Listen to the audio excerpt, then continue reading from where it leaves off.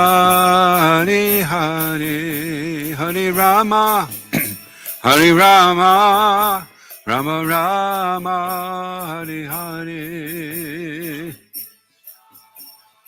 Krishna, Krishna, Krishna, Hare Hare. Rama Rama. Jaya Jaya Guru Dev, Guru Dev, Guru Dev, Guru Dev.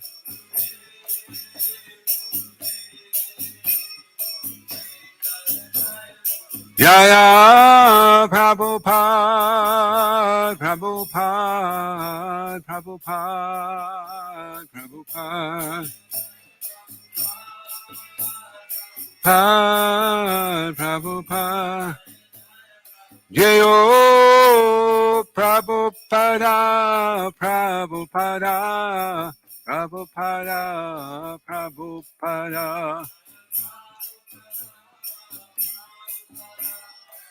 Prabhupada, Jayo Kodanitai Maya Poshashi, Kodanitai Maya Poshashi.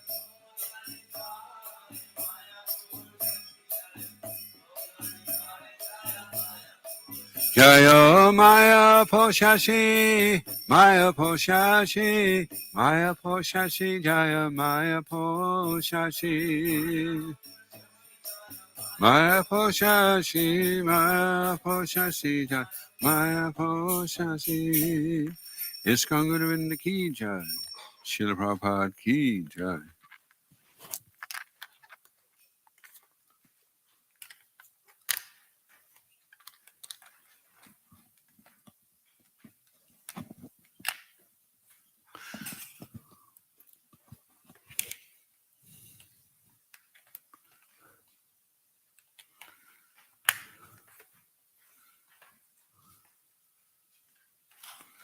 Reading from Srila Prabhupada Lilamrita.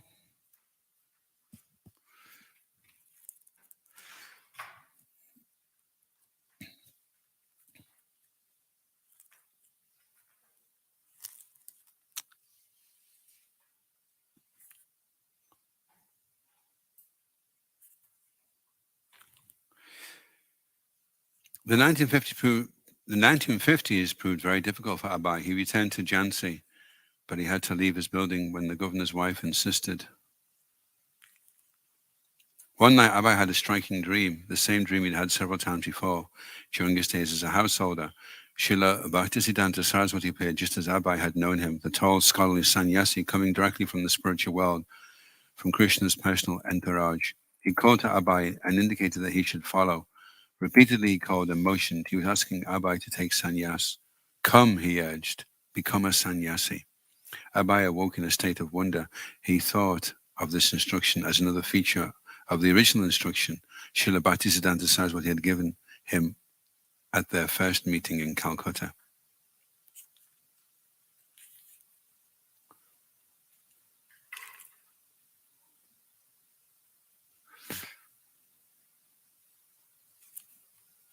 Jai Srila Prabhupada Ki Jai.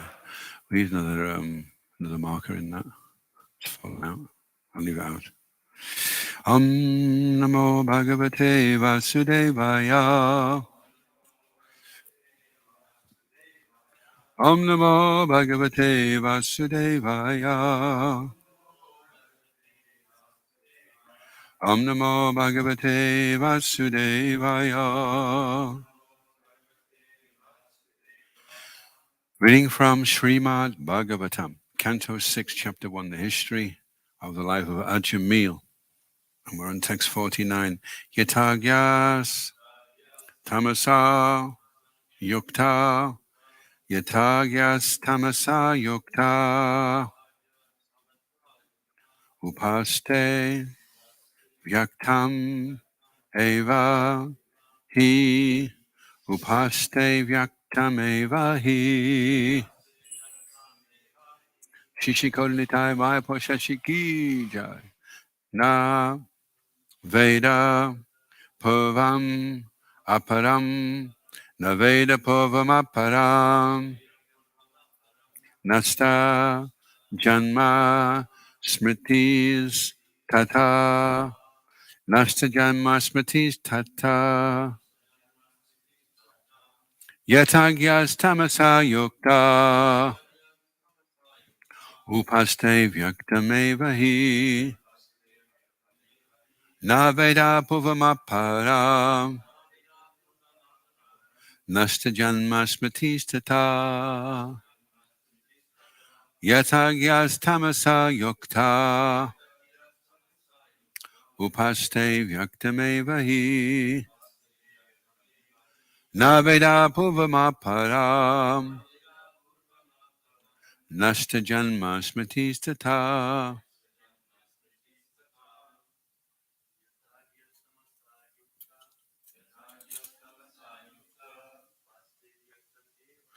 Upaste Vyaktamevahi Aparam Nasta Janma Smritis Tata Yaktya Tamasa Yakta Upaste Vyaktamevahi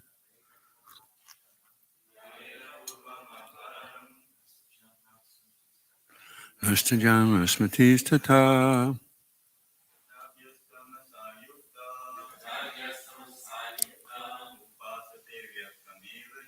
Upaste Vyaktamevahi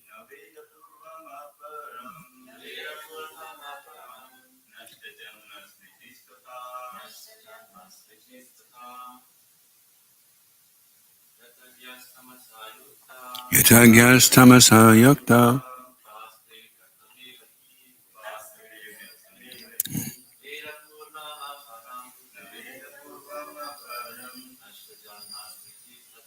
Nasta Janma Smritis Tata. Ladies.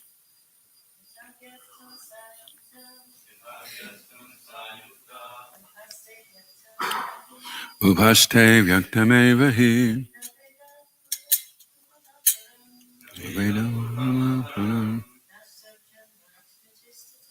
Nasta Janma Smritis Tata. Yata, just as Agya, an ignorant living being, Tamasa, in sleep, Yukta, engaged, Upaste, acts according to, Vyaktam, a body manifested in a dream, Eva, certainly, he, indeed, Naveda, does not know, Purvam, the past body, Aparam, the next body, Nasta, lost, Janmasmriti, the remembrance of birth, Tata, similarly. Translation. As a sleeping person acts according to the body manifested in his dreams and accepts it to be himself, so one identifies with his present body, which he acquired because of his past religious or irreligious activities, and is unable to know his past or future lives.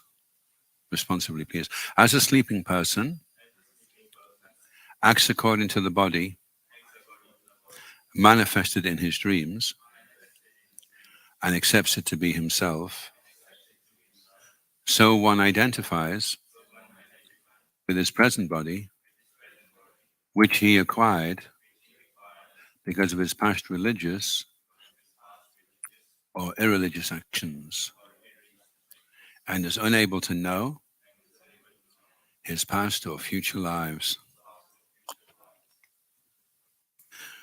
Srila Prabhupada ki jai.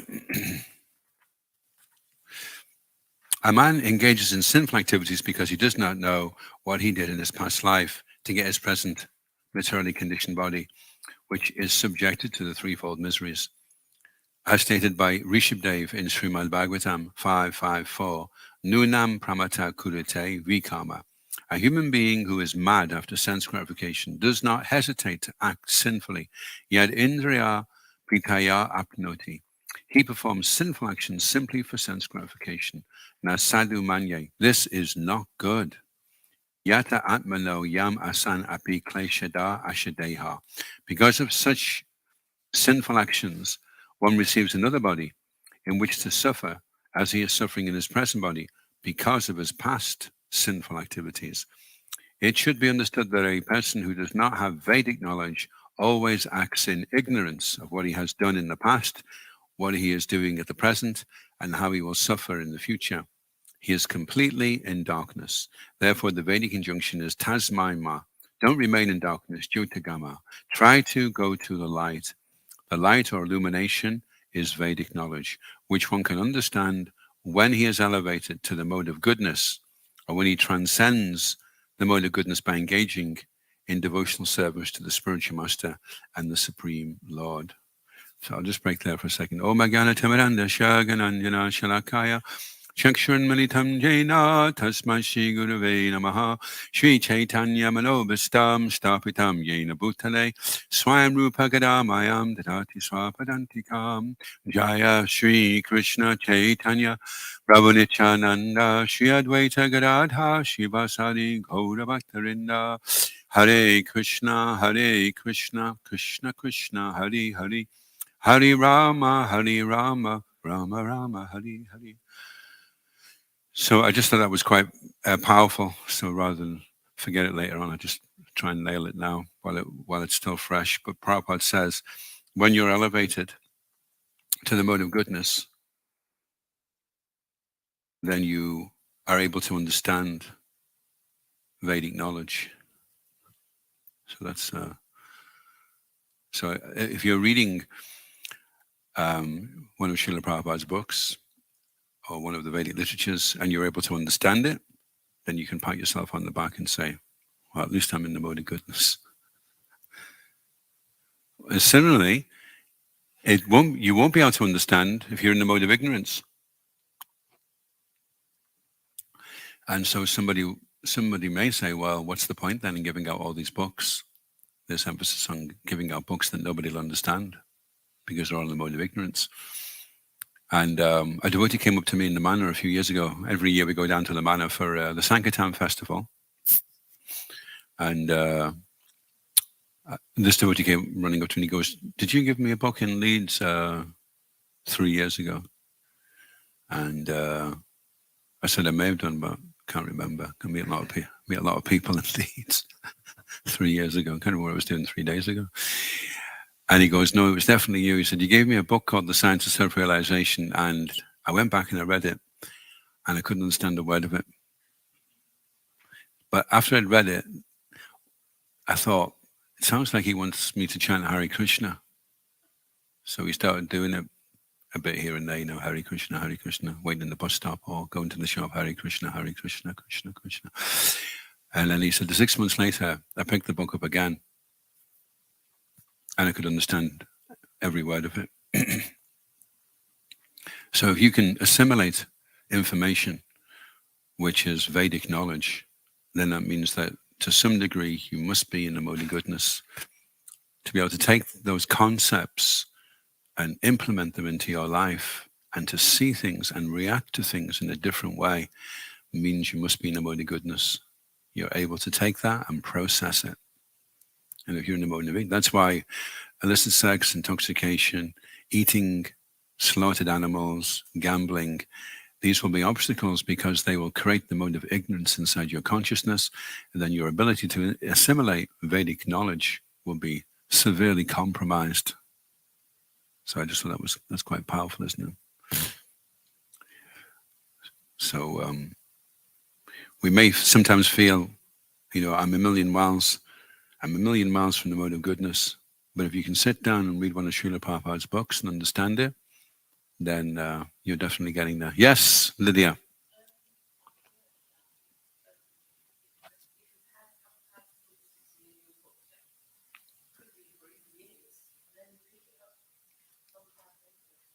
Oh, sorry. And then it suddenly changes your life. Then, having the books in your house doesn't matter if you're not reading them. Just have them. Yes.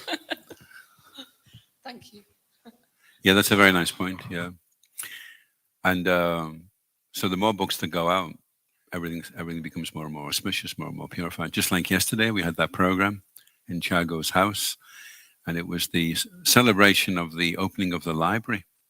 So all those books are sitting there, and they're all waiting for people in the future to read them. And so, anyway, the atmosphere is surcharged with the presence of the Lord.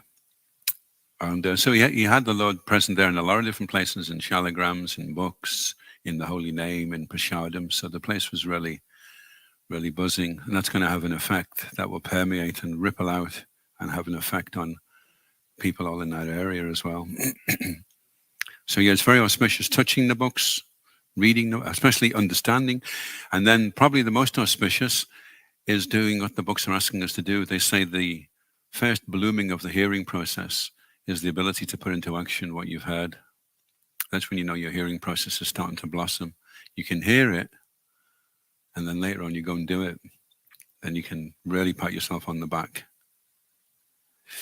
You're not only in the mode of goodness, but now you're establishing the mode of goodness by how you conduct yourself.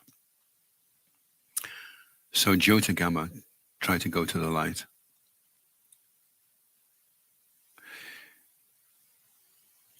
The light or illumination is Vedic knowledge which one can understand when he is elevated to the mode of goodness, or when he transcends the mode of goodness by engaging in devotional service to the spiritual master and the Supreme Lord.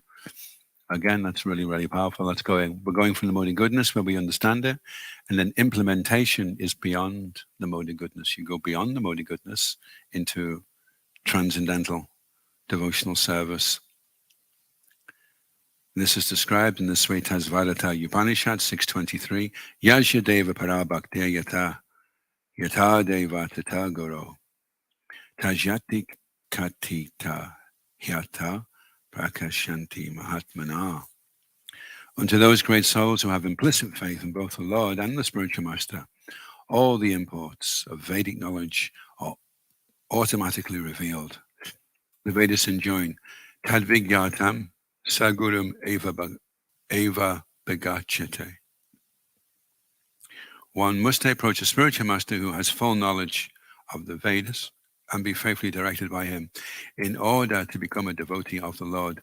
Then the knowledge of the Vedas will be revealed. When the Vedic knowledge is revealed, one need no longer remain in the darkness of material nature. Krishna Surya Sama Maya Haya Andakara Krishna Surya Sama Maya Haya Andakara Yahan Krishna Dahan Nahi Maya Adhikara. So Krishna is like light and Maya is like darkness. So the more that you're conscious of Krishna, the more Krishna is present, then the less there is darkness. And the less darkness, then the less fear, the less sinful reaction, the less mundane perception of what's going on around us. According to his association with the material modes of nature, goodness, passion, and ignorance, a living entity gets a particular type of body. The example of one who associates with the mode of goodness is a qualified Brahmin. Such a Brahmin knows past, present, and future because he consults the Vedic literature and sees through the eyes of Shastra Chakshush. So they say that if you want eternal vision, it's the ability to be able to see what the person you're looking at is going to be in his next life. Or you get a glimpse anyway, a hint of what's going to happen to the person in his next life, which brings to mind an occasion when I was on Sankirtan many years ago, and I went into a hairdresser's, and there was a load of old ladies, and they had the hairdryer over their head with rollers in, and there was this very, very strong smell of ammonia, which is what the bleach smells like. And they were all clucking away to each other, and it looked just like a load of chickens all clucking away. You know, I don't know if they were going to become chickens, but if you are actually able to see past, present, and future, then according to the Vedic literatures, you can understand that the mode that the person is in is going to determine the type of body that they will take in their next life. Or at least you can have a general idea. This person's not going to be in a human form of life.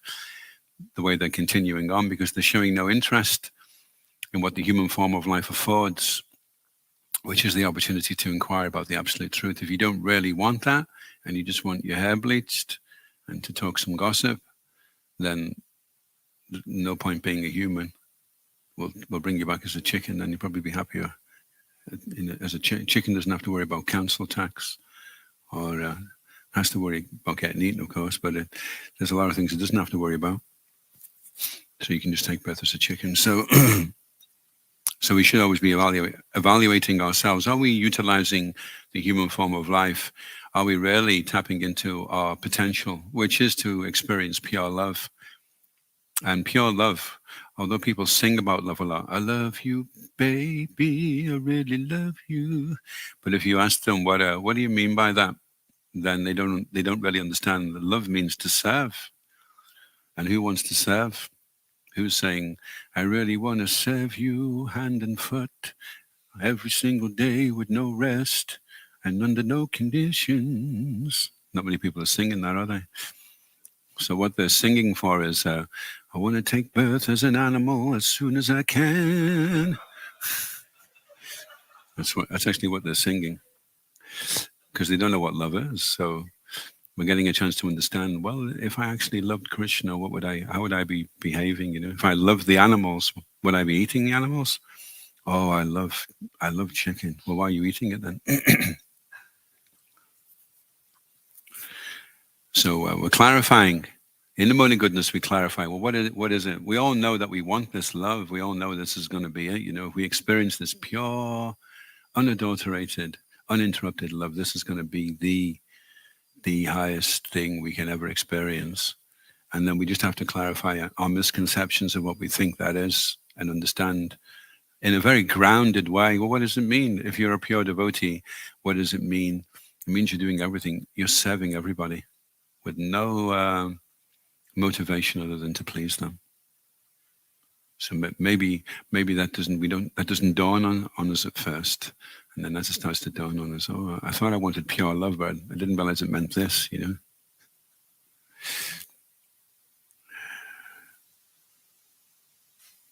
Where was I?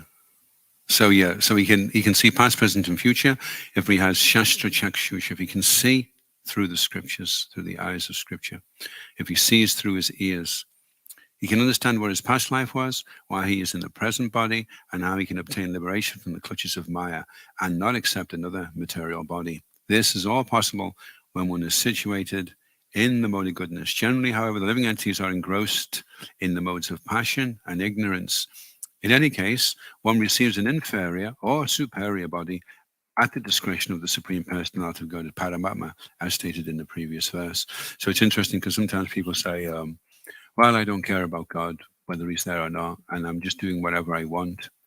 That's how the demoniac person thinks in the Bhagavad Gita. It says, he is my enemy and I have killed him, and I will do this in the future and I will do that. So that's how they establish there's no God, because they go around doing things really, really bad. And to them, that's proof there can't be God, because he's not stopped them from doing it. So therefore, I must be in full control. I've killed this person, I've cheated this person, I've done this.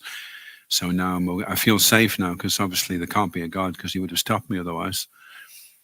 But then you have this idea that you're in control, but then when you leave the body, you're completely in the hands of the Supreme Personality of Godhead, the Paramatma, and then he'll decide. You won't be able to decide, no, I don't want to go into that body. No, sorry.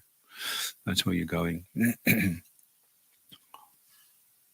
Manaseva Purideva Purva Rupam Vipashiti Anu Nimamshite Purvam Manasa Bhagavanaja. Everything depends on Bhagavan, or Ajya, the unborn. Why doesn't one please Bhagavan to receive a better body? The answer is Agyas Tamasa, because of gross ignorance. One who is in complete darkness cannot know what his past life was or what his next life will be. He is simply interested in his present body. Even though he has a human body, a person in the mode of ignorance and interested only in his present body is like an animal.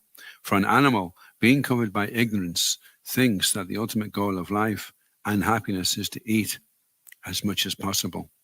A human being must be educated to understand his past life and how he can endeavor for a better life in the future. There is even a book called Bhrigu Samhita, which reveals information about one's past, present, and future lives according to astrological calculations. Somehow or other, one must be enlightened about his past, present, and future. One who is interested only in his present body and who tries to enjoy his senses to the fullest extent is understood to be engrossed in the mode of ignorance. His future is very, very dark. Indeed, the future is always dark for one who is grossly covered by ignorance. Especially in this age, human society is covered by the mode of ignorance, and therefore everyone thinks his present body to be everything, without consideration of the past or future. So that's one of those sums it all up purports by Srila Prabhupada. So everyone's going around thinking this is the only lifetime that they have, and not really thinking even where they've come from. Like when you're in a dream, you could be a circus master, and you're not even thinking, how did I get to this position? You're just there doing it, and you just go along with it. So people are like that. They're in a dream and they're not thinking, when did the dream start? What will happen when the dream finishes? They just take this as the all in all. Any questions or comments? Yes, Pip, Prabhu.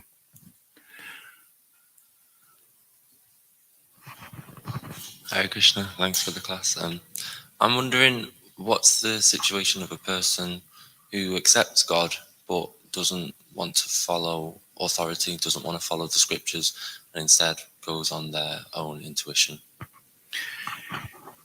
What's the position of a person who accepts God but doesn't want to follow his instructions?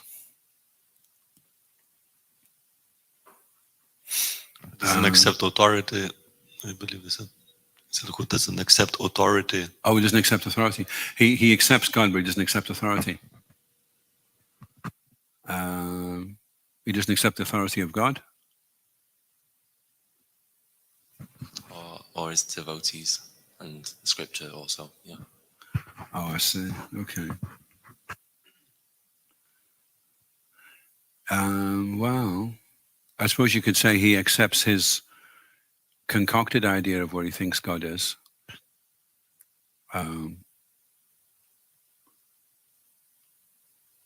So, yeah, it's not so good. In the Bhagavad Gita, Arjuna asks what happens to people that imagine their own ways. So that's considered to be in the mode of ignorance. So if you concoct something, you could take some intoxication, and the intoxication makes you think that you're God, or that God is, a pop star or a footballer or something. You could accept that, but that's not really accepting God. The only way to understand God is if you allow God, if you follow God's recommendations for understanding Him. If you don't, then you don't really start the process of understanding Him. It's like trying to say, I'd like to get a degree, but I don't want to have to go to university to get it. So I'm just going to make my own degree up. So you make your own degree up and you go for a job, and the man says, have you got any qualifications for being a brain surgeon? And you say, oh, yeah, look at this. And you show him this certificate that you've made up. I'm a super duper fantastic, amazing brain surgeon.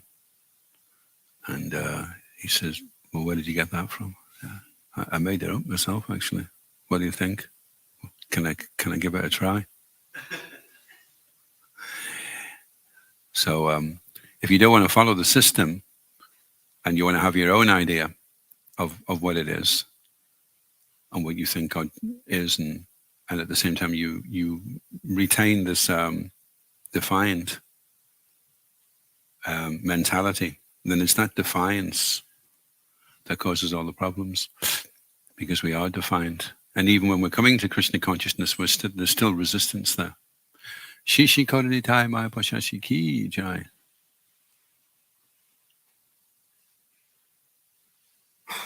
That's why conspiracy theories are very popular right now, because people want to defy authority, and they want all the different brands of defiance.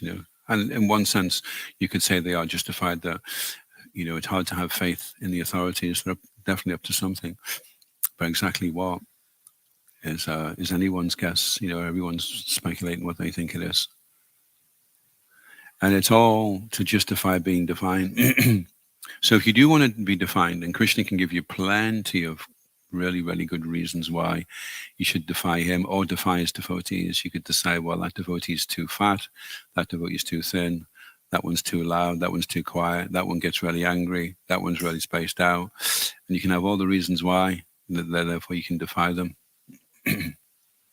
So Krishna can give you the intelligence to come to him, and he can give you the intelligence to go away from him. So you have to think, okay, what do I want? Do I want to go to the light, or do I want to go to the darkness? And if you want to go to the darkness, then Krishna can give you all the best reasons why, this devotee is like that, and this is like this, and the situation's like that. There's one nice letter by Srila Prabhupada, and he says, the secret of Krishna consciousness is understanding that any problem I have with anybody is my lack of Krishna consciousness, not theirs. And then he says after that, is this clear? So he's spinning it right back around on you. Don't use anybody else as an excuse for your defiant mentality. Just realize, I need to work on this. I need to come to the point of becoming a pure living servant of God is one that's always looking for the opportunities to serve others and please them. That's where a pure devotee is. If you don't want to be a pure devotee, then you're probably in the wrong place. But you may at the same time want to be and not want to be. So you may be a little bit confused. And so there's a clearing stage. And clearing stage means you become less and less confused. If you have a vessel with sediment and you shake the vessel, then the sediment comes up. The sediment is rajas and tamas. And then because of that, you can't see clearly. And Bodhi goodness is clarified vision. Everything becomes crystal clear. If you're in a lake, the lake could be miles long. And if it's settled and clear, then you can see a great distance. But as soon as it becomes disturbed, then your ability to see is restricted. So that's the downside. Because you may think, well, I don't like being in a mode of goodness because you've got to be clean and tidy and it takes so much work and you have to follow. When you make commitments, you have to keep them and it has to be high of them. I can't be bothered with all that. But then the price you pay is you won't be able to see anything clearly. So it's well worth it to abide by the mode of goodness and then start to clearly see things. And then we can identify that because of my lack of Krishna consciousness, I'm not able to appreciate this devotee or appreciate this opportunity for service. Krishna's giving me a chance here to take another step toward him. They say lack of facility facilitates more surrender. But we can use lack of facility to facilitate less surrender if we want to. We can use it as an excuse. So yeah, it's kind of a confused philosophy to have that I don't want to recognize any authority of God or God's representative. I just want to follow my own idea of what it is. That's mode of ignorance. Your own idea is the mode of ignorance. Your own idea is not the mode of goodness, even though it may seem like a really clever idea. So that means reducing the false ego, the false sense of who you are, and becoming more aware of who you really are, which is an insignificant servant.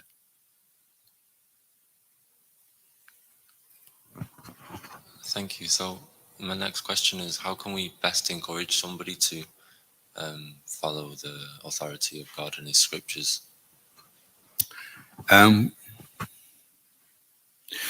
Well, we can encourage people by cultivating relationships with people.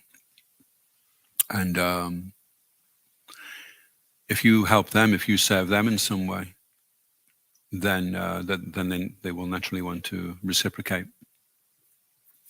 That's what Srila Prabhupada did. He came to give And when he gave, then people that received wanted to reciprocate. And what he gave most of all was devotional service. You go and do this, you go and do that, you do this for Krishna. And as they did it, the reward was, now do more for Krishna. Now you do bigger things for Krishna. You do more for Krishna. So you have to be humble and tolerant and patient, and you have to shed 200 gallons of blood to take one person to Krishna consciousness. Bhaktisiddhanta Saraswati Thakur said, I wish that every tender-hearted member of the Gaudiya Math be willing to shed 200 gallons of blood to save one jiva. So it's a lot. You have to put a lot out. And you have to be satisfied with that and not focusing on the results. You could think, oh, I've been doing all these books for all these years and hardly anybody seems to be interested. But it's hard for us to appreciate in a results-orientated way what's going on. But if we can reflect on how that's helping us, how we're becoming more purified by that surrender, then we can always remain encouraged. And when you're a Kanishta, then the most you can do is create some doubt in other people about the material energy. When you're Majjhima, the intermediate stage, then when people are engaging in your kirtan, they can get some ruchi, some taste. And then if you're a prema bhakta, you can give somebody else prema. So the more potent you become, the more profound your impact will be upon other people, you know. So very much Prabhupada said, save yourself first. Establish your own Krishna consciousness, get on very, very solid, safe ground, and then you can throw a rope out to pull others in as well. Any other questions or comments? Yes, Ashish. Thank you, Prabhu. So the translation purpose says on how to make our future lives better. There are many people in this world who die at a very young age. And unfortunately, everything depends on God. And they are not fortunate enough to have come across God, scriptures, devotees. So what will happen to their faith? What will happen to them? What is their fate? Yes. What is their fate? Well, if you look at the ratio of humans to living entities, it's very rare to get a human birth. The Buddhists say when you lose the human form of life, to get it back takes the same amount of time as it does to empty a lake with a hare.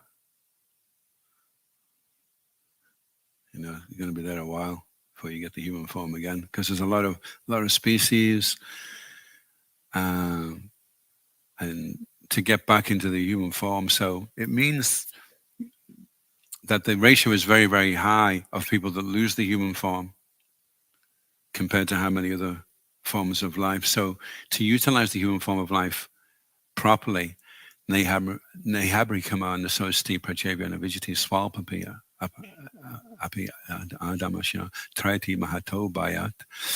To use the human form of life, even if it's only fractionally for the right thing, at least secures you another human form of life. And if you can build up over a period of lifetimes, establish some level and then come up and then like that, then it can be progressive. But if you totally misuse the human form of life, then you lose the opportunity and you fall down into the samsara, into the lower species of life. And then you just go on this evolutionary escalator. Like if you're going up the escalator and just as you're about to go onto the top step, you decide you'd like to roll back and you roll right the way to the bottom.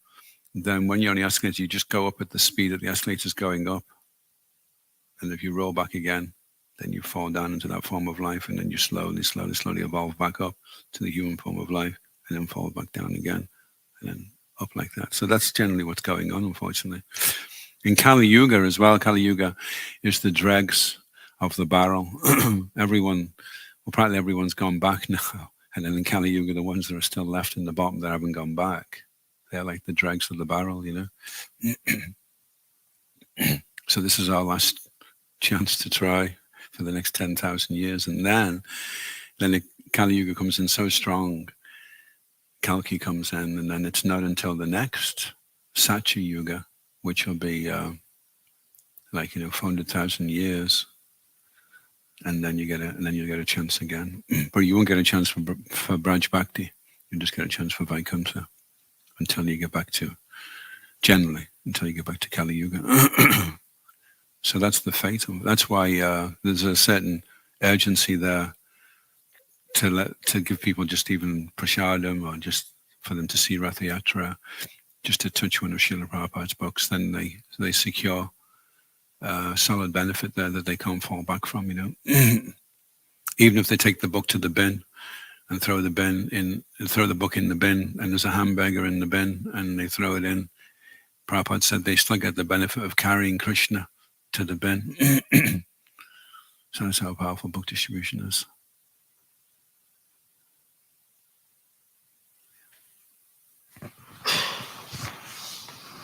Thank you. You see, as we sort of get further into Kali Yuga, and you can already see people are less and less interested in philosophy or reading. Yeah. I mean, I know most people I grew up with this idea of like reading a book. So, I think we see in the street that. So, does book distribution lose its potency when people become less and less, fit, like mentally capable of understanding the most basic things, or is it still transcendental to that? Well, Srila Prabhupada, just to see if I got your question correct then. So as Kali Yuga progresses and people become more dull-headed, does it become more and more pointless to distribute books that people aren't going to understand?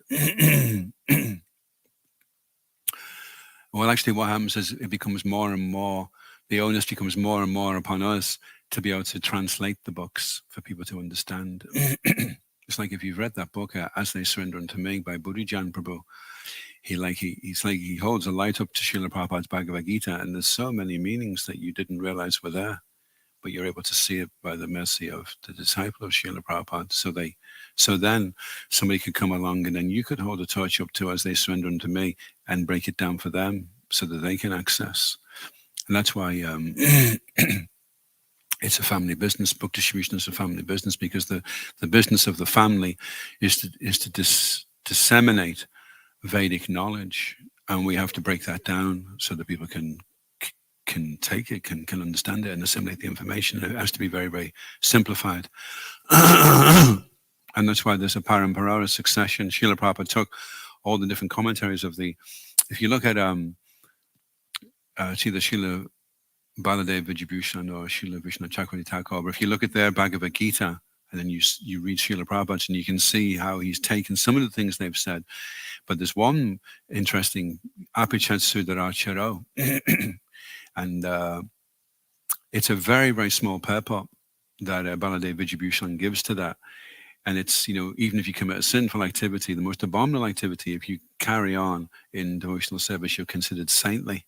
And he just says one or two lines. And Srila Prabhupada, it's like 3 pages, because at that time, there wasn't that same mentality as there is now that, wow, I could really exploit that.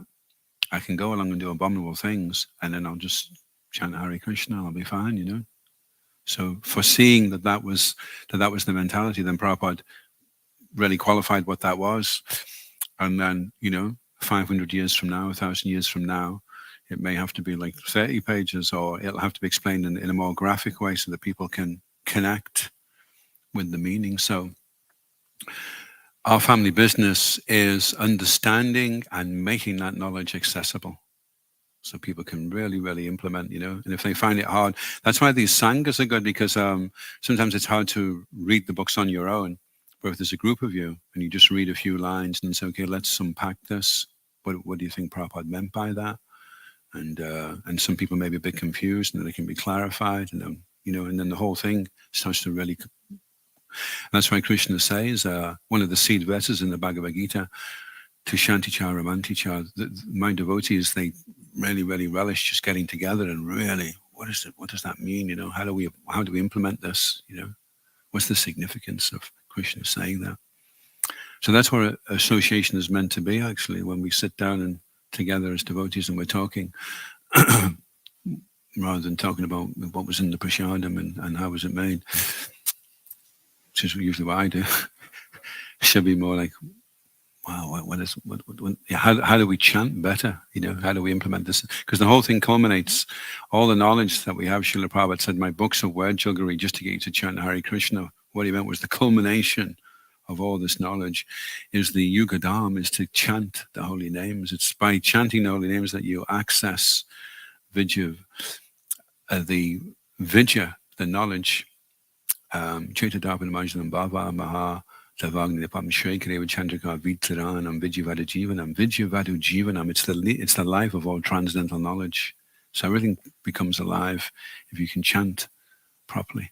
That's why this devotee, he was trying to understand the science of self-realization, but once he'd been chanting, his consciousness was cleansed, and then he could really understand. And your ability to understand is rarely your ability to explain. You may think you understand. Like that, I noticed that myself. I was the first time I did a Bhagavad Gita, I can still remember it today. I had the Bhagavad Gita, and I went up to this, I don't remember the town, and he's looking at it, he goes, Bhagavad Gita, what's this then? And I was like, it's like gold. The book, it's like gold. The book's like gold. And he's going, well, what's it about? I said, well, it's like gold. It's like he took the book anyway, but I didn't know. He couldn't explain anything about it. All he could see was this person, about to shoot some arrows on the battlefield, and he was wondering what it was. He was asking me, and I just couldn't. I couldn't explain it. I thought I understood it, so then I was able to go back to the temple and think, okay, the next time that happens, I need to be able to say something. I need to figure out what it is.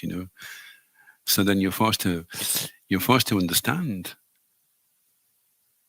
because it'll become really obvious to somebody that you don't know what you're talking about if you don't know what you're talking about.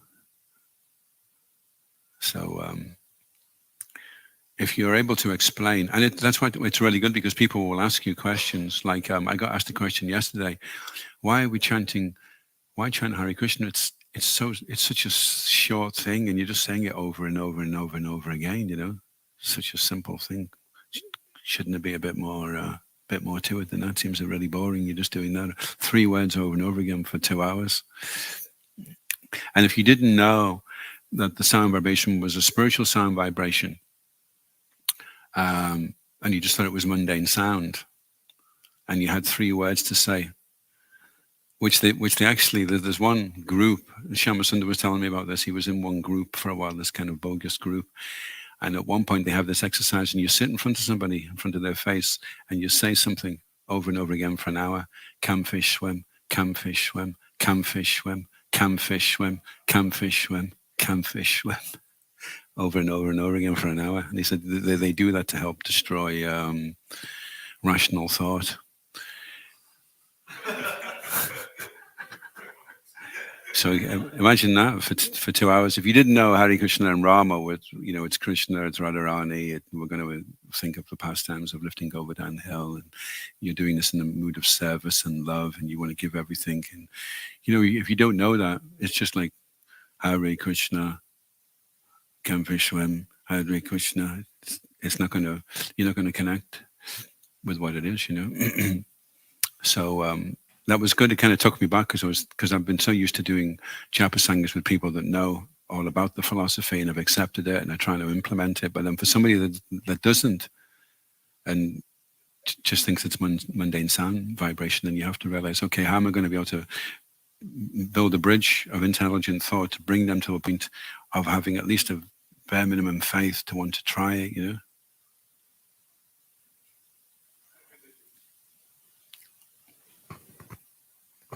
How did you explain it to them? How did I? Well, I was explaining to her that the 3 words, Hare Krishna and Rama, are actually an eternal flow, like a river that's flowing eternally. And when you jump in at this point, it doesn't start with you saying Hare Krishna and with you finishing with Hare Rama, Rama Rama Hare Hare, but that it's going on eternally. And so I said, we could give you a more complicated one, like Om Namo Bhagavate Vasudevaya Janmadhyaja Dhanvidharatasvarateine Brahmadevkin. But I said, but that would be so elaborate for you that you'd find it really difficult. So that it's been made really, really simple, so you can access it. But then when you access it, the first realization you should get is that this is eternal. There's no beginning to Hare Krishna, so it doesn't start with my japa parade, it doesn't end with my japa parade, but the Hare Krishna mantra is going on eternally. They say when you go back into the spiritual world, the Maha mantra is still there, but it's in the background, but it's always going on. So I think that just confused them all, really. But thanks for the lesson. I see what you say about the purport. It's almost enough, isn't it, just to read that? But yeah, I think with chanting, I get a feeling it's like I'll just, recite the holy names, and to me it feels a bit more than that. I think if you draw close to Krishna, I feel like I've got to bring my A game a bit. You know what I mean? It's not like I catch myself thinking sometimes, why am I chanting? And my mind can drift a bit, and it gets a bit kind of, hang on a minute, that's almost worse. Is that worse than not chanting? Do you know what I mean? It's like if I said to you, what's your name? Become like, hang on a minute, I have a name. Can you acknowledge it? You know what I mean? It's well, the intermediate stage. So just to put it succinctly, what you're saying is, if you're chanting and you realize that your chanting is well below what you would like it to be, what you consider would be respectful and appreciative, and you consider it's nowhere near what it should be, then would it not be better to discontinue chanting than to make offense? Yeah. So that is actually a philosophy. There is a philosophy actually that if you're worried about making offenses when you're chanting 16 rounds, you can reduce your offenses by 75% by just chanting 4 rounds. But if you don't chant any rounds, then you reduce your offenses by 100%. But the fact is, if I've got a bag with 16 apples and 12 of them are rotten, and you want 16 good apples, then you'll need 4 bags of apples, not less bags of apples. So if you realize your chanting isn't up to the standard, then the conclusion is not less chanting. It's like you may have a very bad showering technique. You may be in the shower and you've had a cow pat fight with Pip. You've been splattering each other with cow pats and you're covered in them, and you've got this showering technique, which is really weird because what you do when you go in the shower, instead of putting the shower on you, you turn the shower that way. So it's going up on the ceiling. And instead of using a bar of soap, you use a house brick. And you're in the shower. You're thinking, this is just not, this doesn't need to be working at all. So then you could just get out the shower and think, I'm wasting my time. Or you could try a bar of soap and try putting the shower on your head. So if you're chanting and it's not as it should be, then align yourself with what it should be. The fact that it's not what it should be is a good sign. It shows that you obviously are aware of what it should be. You should be chanting with some meaningful emotion, some sincerity, some appreciation, some absorption. You know that that's what it should be. So then turn it around, get the bar of soap and get in there and maybe stay in the shower for an extra half an hour, if you're really pongy. So the best way to improve is to increase. That's always the way we do things in Krishna consciousness. If you want to improve something, then just increase it. And then you will. Even by length of time, if you're doing something and it's not very good, you'll be doing it better if you're doing it for a year or 10 years or 40 years. It will get better. The longer you do something, the better you get at it. Automatically, that's just. So then the question is, are you going to stay the course? Are you going to sustain? Are you going to persevere? If you are, then you'll succeed. A failure is not somebody who fails. A failure is somebody that gives up. So no matter how many times a person fails, apichat sudaracharo, if that person gets back up and tries again, then potentially he is going to be a pure devotee. He will succeed. It's just a question of time. But if he gives up, then he'll never become a pure devotee. He'll never get anywhere. He'll stay there, and he'll probably get worse. So yeah, failure is no reason to give up, actually. Failure is the pillar of success. They say that good judgment comes from experience, and experience comes from bad judgment. So you do it wrong. Oh, that was definitely the wrong thing to do. Well, that's good, because you won't be doing it again then. So then eventually you'll have good judgment. Iskam Guru Vindaki. Srila Prabhupada ki. Gaur Premalandi Hari Hari Bo. Jai. Whoa.